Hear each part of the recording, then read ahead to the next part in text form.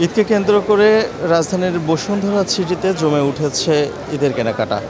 নতুন ডিজাইন আর অত্যাধুনিক পোশাকে ভরে গেছে দোকানগুলো। এখানে ক্রেতাদের সঙ্গে কথা বলে আমরা যেটা জানতে পেরেছি, এখনও বাজারে আসলে পোশাকের দাম তেমন তারতম্য ঘটেনি। ক্রেতাদের ক্রেতারা যেমন চিন্তা করে এসেছিলেন সেরকম দামেই ক্রেতারা পোশাক কিনতে পারছেন। আমরা কয়েকজন ক্রেতাদের সাথে কথা বলে দেখেছি, তারা এরকমই বলেছেন।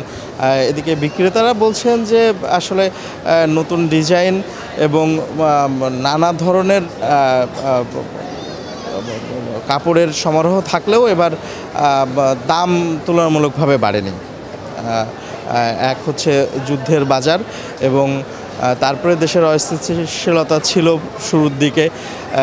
তারপরেও অনেক বেশি ক্রেতা বা হচ্ছে দোকানদারদের আশানুরূপ ক্রেতা আসলে আসছে নিয়মিতই। আমরা ছুটির যেটা জেনেছি দোকানদারদের সাথে কথা বলে, যে ছুটির দিন শুক্রবার এবং শনিবারে প্রচুর ভিড় হয়েছিল বসুন্ধরা সিটিতে, এবং আজ রোববার অফিস ডেতেও মোটামুটি বেশ ভালো সাড়া পাচ্ছেন দোকানদাররা। এবং তারা আশা করছেন যে ঈদ আসতে সামনে যে কয়েক দিন সময় আছে এর মধ্যে আরও ভালো বেচাকেনা হবে। বসুন্ধরা সিটি থেকে আল নোমান, চ্যানেল 9, ঢাকা।